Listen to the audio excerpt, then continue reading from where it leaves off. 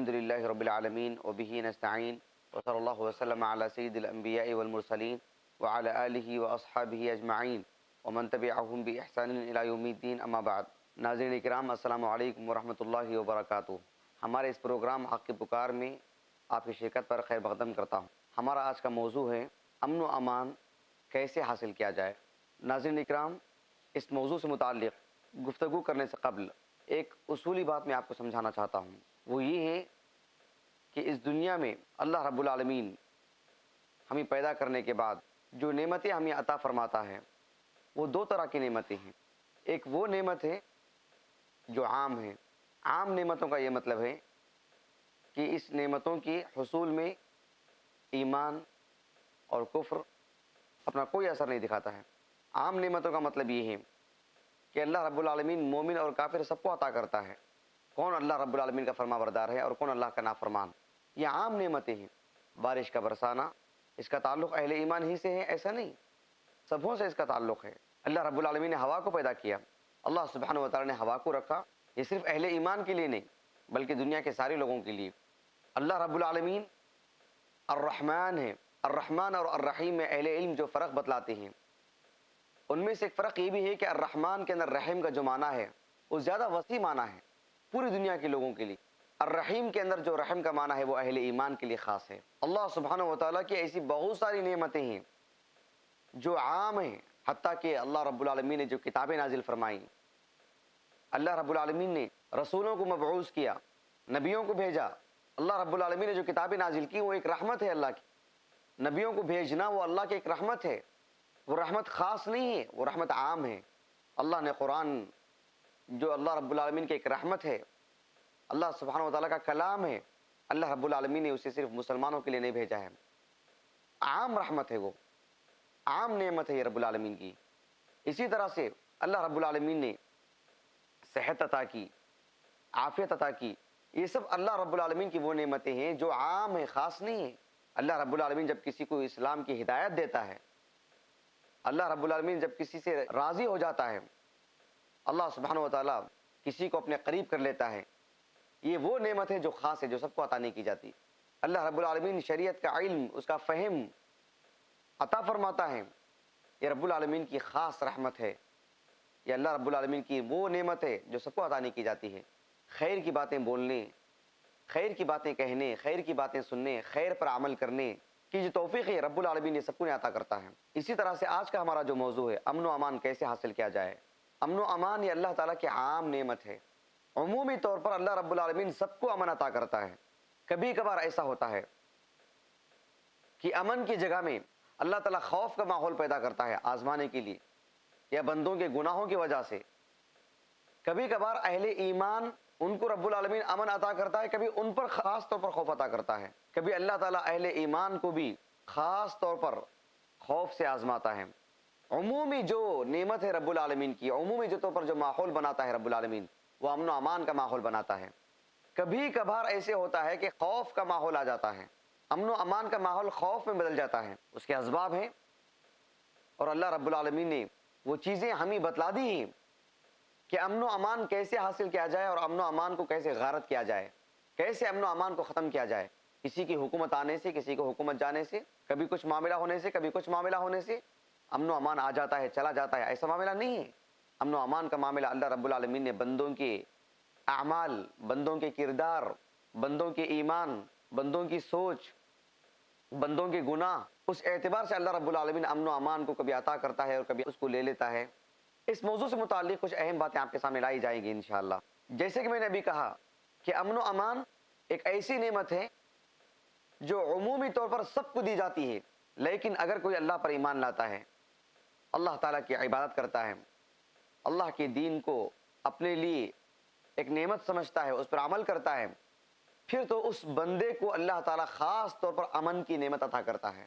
امن ایک عام نعمت ہے، سب کو دیتا ہے، لیکن جو اللہ کی بندگی کرتا ہے اس کو خاص طور پر یہ نعمت دی جاتی ہے۔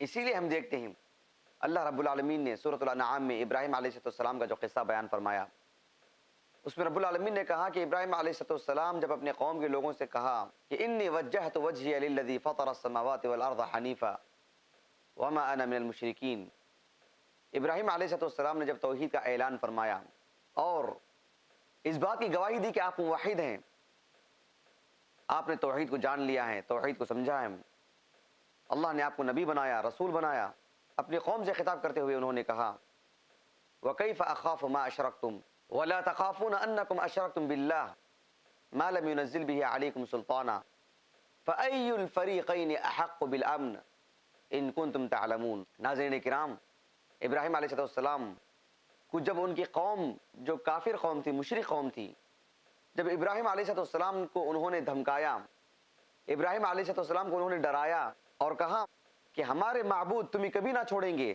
تمہیں ہلاک کر کے رکھ دیں گے، ہمارے معبودوں کے تعلق سے تم ایسی زبان درازی سے کام لیتے ہو، ایسے برا بلا کہتے ہو۔ حالانکہ ابراہیم علیہ السلام نے توحید کو بیان کیا تھا، ان کی کمزوریوں کو بیان کیا تھا جو ان کی معبودوں میں تھی۔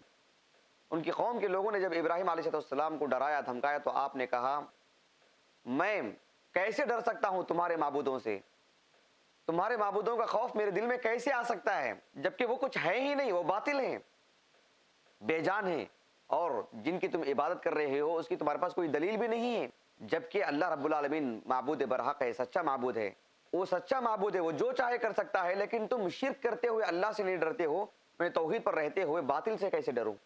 وَكَيْفَ أَخَافُ مَا أَشْرَكْتُمْ وَلَا تَخَافُونَ أَنَّكُمْ أَشْرَكْتُمْ بِاللَّهِ مَا لَمْ يُنَزِّلْ بِهِ عَلَيْكُمْ سُلْطَانًا۔ اے میرے قوم کے لوگوں، تم شرک پر رہتے ہوئے، شرک کرتے ہوئے اللہ سے نہیں ڈرتے ہو، میں توحید پر رہتے ہوئے تمہارے معبودوں سے کیسے ڈروں؟ اور اگر مان لو تمہارے اس جرم کی وجہ سے، تمہارے اس گناہ کی وجہ سے اللہ کا عذاب آ جائے تو امن کس کو ملے گا؟ مجھے ملے گا کہ تم کو ملے گا؟ ایک موحد کو ملے گا کہ ایک مشرک کو ملے گا؟ فَأَيُّ الْفَرِيقَيْنِ أَحَقُّ بِالْأَمْنِ، امن و امان کا سب سے زیادہ مستحق کون ہے؟ موحد ہے کہ مشرک ہے؟ ہمارے کردار اور آپ کے اس کردار کی وجہ سے اللہ کا عذاب آ جائے تو توحید کی نعمت اس کو بچائے گی یا شرک کا معاملہ ہے جو اسے بچائے گا؟ توحید ہی ہے جو اسے بچاتی ہے، اسے امن عطا کرتی ہے۔ فَأَيُّ الْفَرِيقَيْنِ أَحَقُّ بِالْأَمْنِ إِن كُنتُمْ تَعْلَمُونَ، اگر تمہیں اس کا علم ہے تو بتلاؤ کہ کون زیادہ مستحق ہے امن و امان کا۔ ابراہیم علیہ السلام کے اس خطاب سے معلوم ہوتا ہے کہ امن و امان کی نعمت سب کو عطا کی جاتی ہے، البتہ مومن کو خاص طور پر عطا کی جاتی ہے۔ اسی لیے اللہ رب العالمین نے فرمایا الذین آمنوا ولم يلبسوا ایمانهم بظلم اولئک لهم الامن وهم مہتدون۔ اللہ تعالیٰ نے کہا جو لوگ ایمان لائے، ایمان لانے کے بعد اپنے ایمان کو شرک سے ملا نہیں لی، اپنے ایمان کی حفاظت کی، اپنے ایمان کی نگرانی کی، شرک کی ملاوٹ سے انہوں نے اسے پاک رکھا، دور رکھا، ایسے ہی لوگ ہیں جنہیں امن عطا کیا جاتا ہے۔ ان آیات کی تفسیر میں اہل علم یہ بھی کہتے ہیں کہ جو ہے انسان کے مر جانے کے بعد، ایک مسلمان کے انتقال ہو جانے کے بعد قبر کا جو مرحلہ ہے، برزخ کا مرحلہ، پھر حساب و کتاب کا مرحلہ، پھر جنت میں جانے کا مرحلہ، جہنم سے چھٹکارے کا مرحلہ، یہاں سب ایک شخص کو امن کی ضرورت پڑتی ہے، پرسکون زندگی کی ضرورت پڑتی ہے۔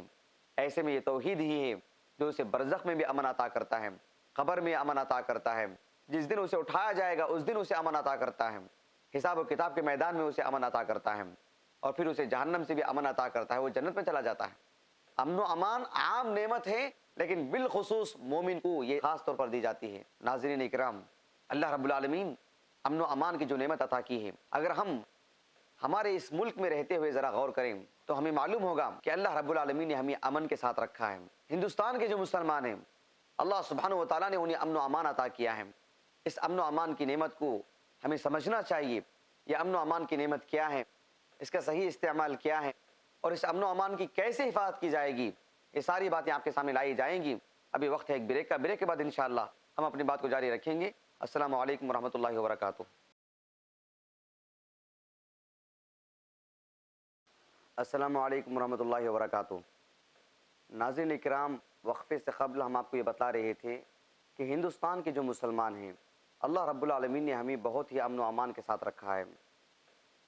آپ ایک سرسری جائزہ لیجئے ایک حدیث کی روشنی میں، ایک حدیث مبارکہ ہے جسے امام ترمذی اور امام ابن ماجہ رحمہم اللہ اپنی اپنی سنن میں لے کر آئے ہیں۔ حدیث سندن صحیح ہے، شیخ محمد ناصر الدین البانی رحمہ اللہ نے صحیح قرار دیا ہے۔ نبی کریم صلی اللہ علیہ وسلم کے ایک صحابی محسن الخطمی رضی اللہ عنہ وہ کہتے ہیں رسول اللہ صلی اللہ علیہ وسلم نے فرمایا من اصبح منکم آمنا فی سربہ، معافن فی جسدہ عندہ قوت یومہ فکأنما حیزت لہ الدنیا.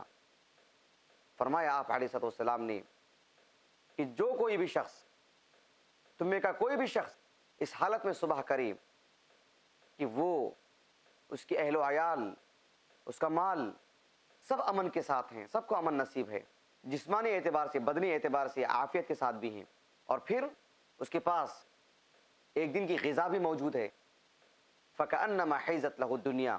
تو رسول اللہ صلی اللہ علیہ وسلم نے فرمایا وہ تو ایسا شخص ہے کہ اسے پوری دنیا سمیٹ کے دے دی گئی ہے.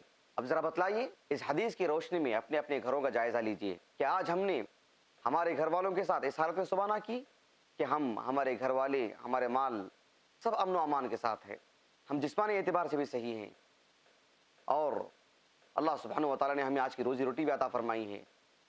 پھر کیا ہے، پوری دنیا سکیڑ کے ہم کو دے دی گئی ہے، بس ہماری سوچ بدلنے کی ضرورت ہے. اللہ کی اس نعمت کو جاننے، سمجھنے اور اس کی قدر کرنے کی ضرورت ہے. اللہ رب العالمین نے ہمیں امن و امان کے ساتھ ہی رکھا ہے. ناظرین کرام، ہم اتنی بہترین حالت میں ہیں کہ اللہ رب العالمین کی بندگی کر سکتے ہیں، ہم دینی اعتبار سے بہترین زندگی گزار سکتے ہیں، سر سے لے کر پیر تک مسلمان بن سکتے ہیں، ہر نیکی کے کام میں آگے بڑھ سکتے ہیں.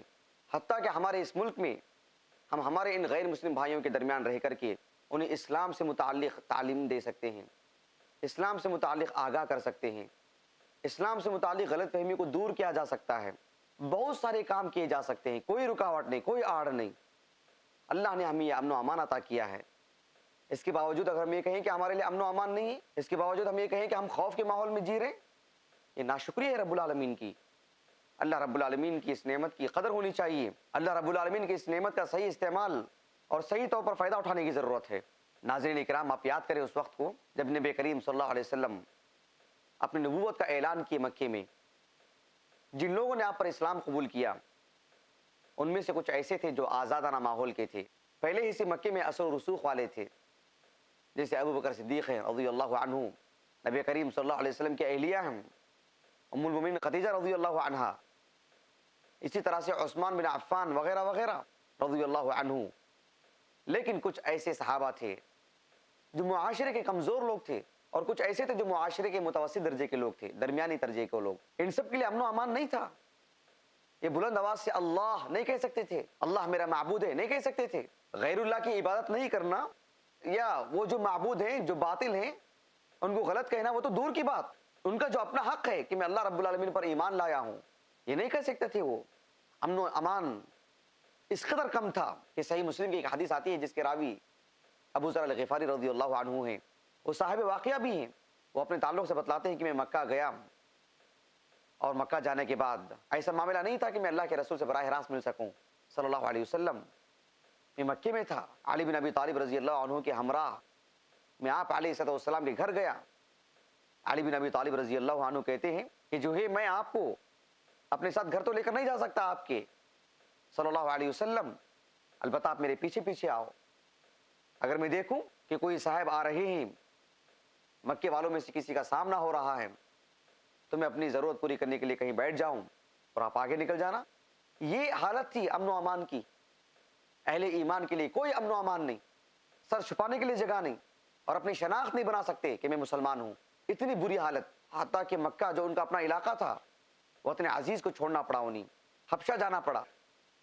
یہ ان کی اس طرح کی حالت تھی جو امن و امان، جو غارت ہو چکا تھا، امن و امان نہیں تھا. ناظرین کرام، کیا ہم ہندوستانی مسلمانوں کے لیے ایسا ہی معاملہ ہے؟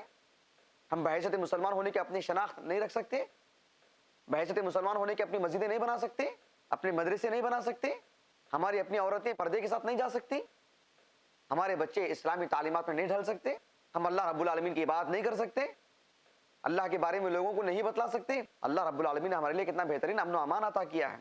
آپ علیہ الصلوۃ والسلام کے صحابہ جب مکے سے مدینے کو ہجرت کر کے گئے تو وہاں ان کو امن ملا، چین نصیب ہوا، سکون نصیب ہوا. گرچہ کے معاملات کچھ اور تھے، مکے کے حالات کچھ اور تھے، مدینے میں رہتے ہوئے بھی پورے 10 سال تک مختلف قسم کی جنگیں ہوتی رہیں، آپ کو سکون سے جینے نہیں دیا جا رہا تھا، آپ کے خلاف سازشیں کی جا رہی تھیں. تو دفاع میں کبھی آگے بڑھ کر کے آپ کو اقدام کرنا پڑا، کبھی دفاع کرنا پڑا. آپ علیہ الصلوۃ والسلام اور آپ علیہ الصلوۃ والسلام کے صحابہ رضی اللہ عنہ اجمعین مکے میں جو عجیب سی حالت تھی، امن و امان نصیب نہیں تھا، مدینہ آنے کے بعد اللہ رب العالمین نے صحابہ سے کہا، اللہ رب العالمین نے مسلمانوں سے خطاب کرتے ہوئے کہا سورۃ الانفال میں، وَاذْكُرُوا إِذْ أَنْتُمْ قَلِيلٌ مُسْتَضْعَفُونَ فِي الْأَرْضِ تَخَافُونَ أَنْ يَتَخَطَّفَكُمُ النَّاسُ فَآوَاكُمْ وَأَيَّدَكُمْ بِنَصْرِهِ وَرَزَقَكُمْ مِنَ الطَّيِّبَاتِ لَعَلَّكُمْ تَشْكُرُونَ۔ اللہ تعالیٰ نے کہا کہ یاد کرو اس وقت کو یاد کرو، آج تم مدینے میں ہو، آج تمہاری اپنی ایک حکومت ہے، تمہاری اپنی ایک خلافت ہے، تمہارے پاس ایک طاقت ہے، تم دفاع کر سکتے ہو، لیکن اس وقت بھی یاد کرو اذ انتم قلیل، تم تعداد میں بہت تھوڑے تھے، مستضعفون فی الارض، زمین میں بہت کمزور تھے، تخافون، تمہیں تو ہر وقت یہ خوف لگا رہتا تھا، ان یتخطفکم الناس، کہ تم کہاں سے اچک لیے جاؤ، کہاں سے تمہارے پر کوئی حملہ ہو جائے، کوئی تمہیں پکڑ کے لے کر چلا جائے، تمہیں کوئی ختم کر دے، کوئی گارنٹی والی بات نہ تھی، تخافون ان یتخطفکم الناس، لیکن رب العالمین نے فآواکم، تمہیں ٹھکانہ عطا کیا، وَأَيَّدَكُمْ بِنَصْرِهِ، اور اللہ نے اپنی مدد کے ذریعے سے تمہاری تائید کی، تمہیں قوت پہنچائی، وَرَزَقَكُمْ مِنَ الطَّيِّبَاتِ، اور تمہیں بہترین روزی روٹی عطا کی، لَعَلَّكُمْ تَشْكُرُونَ، شاید تم رب العالمین کے شکر گزار بن جاؤ، یعنی اللہ رب العالمین کے دین کو قبول کر لو، اللہ کی عبادت اور فرما برداری میں اور تیزی دکھاؤ۔ ناظرین کرام، ایسی آفتیں ہماری زندگی میں آئی ہیں، یا ہماری زندگی ایسی ہی تھی کہ ہمیں امن و امان نصیب نہیں تھا، ہمیں چین نہیں ہے، ہم سکون کی نیند نہیں سوتے ہیں، ہم امن و امان سے نہیں رہتے ہیں گھر میں، ہم باہر جاتے ہیں، ہمارا دکان کھولتے ہیں، ہمارے آفس میں جاتے ہیں، ہمارے بیوی بچے گھر میں رہتے ہیں، ہمارے بچے پڑھائی کے لیے جا رہے آ رہے ہیں، امن و امان نہیں ہے ہم کو، اللہ اکبر، کتنا امن و امان ہے ہم کو الحمدللہ، لیکن بس امن و امان ہمیں کیا ہے نہیں معلوم، شکایتیں کرتے رہتے ہیں، بس شکوہ اور گلا کرتے رہتے ہیں، ذرا سا کچھ معاملہ ہو جائے یہ سمجھتے ہیں کہ ہمارے لیے امن و امان ہی نہیں ہے۔ ناظرین اکرام، اللہ کی اس نعمت کی قدر کریں، اللہ نے ہم امن و امان عطا کیا ہے، ہم اللہ کی عبادت کر سکتے ہیں، اللہ کے دین پہ جم کے رہ سکتے ہیں، ہماری خواتین اسلامی تعلیمات کو حاصل کر سکتی ہیں، وہ اسلامی طرز زندگی گزار سکتے ہیں، ہم گھر میں بھی مسلمان، باہر بھی مسلمان رہ سکتے ہیں، تجارت میں بھی مسلمان رہ سکتے ہیں، ہماری شادی بیاہ بھی اسلامی طریقے سے ہو سکتی ہے، حتیٰ کہ ہم اسلامی تعلیمات کو اچھے انداز میں پورے ہندوستانی لوگوں کے سامنے پھیلا سکتے ہیں، ان کو دے سکتے ہیں، ان کو بتلا سکتے ہیں، جو کہ ان کا حق ہے، جو کہ ان کی ضرورت ہے، جس کی وہ محتاج ہیں، اور وہی تعلیمات ہیں جو انہیں نجات دے سکتے ہیں۔ ایسے میں اللہ رب العالمین نے اتنا امن و امان، اتنی آزادی ہمیں عطا کی ہے، یہ پھر کس بات کا یہ رونا ہے کہ ہمیں امن و امان نہیں ہے؟ ایک آدھ علاقے ہیں یا ایک آدھ گھڑیاں ایسی آ جاتی ہیں جہاں مسائل کچھ حساس ہو جاتے ہیں، لیکن عمومی طور پر ساری جگہوں میں، سارے ہی دنوں میں اللہ نے ہمیں امن و امان عطا کیا ہے۔ ناظرین اکرام، اس موضوع سے متعلق کچھ اہم باتیں بھی کتاب و سنت کی روشنی میں، انبیاء علیہ الصلوۃ والسلام کے واقعات کی روشنی میں کچھ باتیں آپ کے سامنے لائی جائیں گی۔ وقت کی قلت کی وجہ سے ہم اپنی بات کو یہیں پر ختم کریں گے، بقیہ باتیں انشاءاللہ آنے والی نشست میں رکھیں گے آپ کے سامنے۔ تب تک کے لیے آپ ہمیں اجازت دیں۔ السلام علیکم ورحمۃ اللہ وبرکاتہ۔